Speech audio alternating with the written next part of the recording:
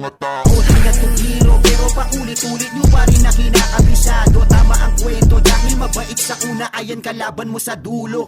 Di na ako nagtataka, huwag kang umasa, huwag magpakasasa sa hinakala ko na sandata. Sa akin pa rin siya pala na tumama. Mga basura yung kinakalat dapat sa ugali nyo tinatamak. Di ka kaibigan at di ka mag-anak, pagtalikod mo iba na ang iyong balak. Ako ka na sa papel, di ka nila kalibrel. Awa wala sila sir, parang kasong masakir. Daming taong puro rich kapag iyong patikit. Buka-bunga nga ikay mapamura na tila sinabi ng kusa. Kaya di ka nila kilala pag wala kang kayamanan. Di ka nila kilala pag meron kang kailangan. Di ka nila kilala lalo na isa ka lamang hamak na walang dala.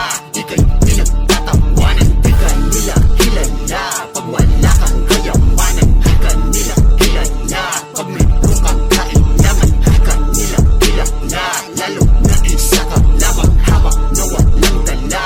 Ika'y pinagtatawanan.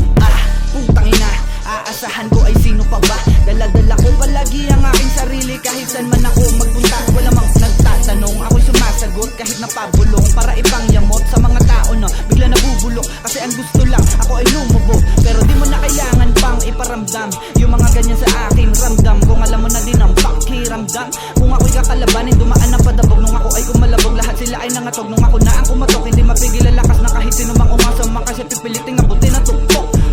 Nung ako na nagdikta, abakadamoy, pilit nang umiiling. Hawak-hawak mo ngayon ay aking bomba't mitya na kinuha sa piging. Di mo na kailangan pang pasukin mga bagay na ito dahil wala ka namang maintindihan. Basta lagi mo lang itatak sa isipan kahit kailan di mo ko kaya nahigitan. Di ka nila kilala pag wala kang kayamanan.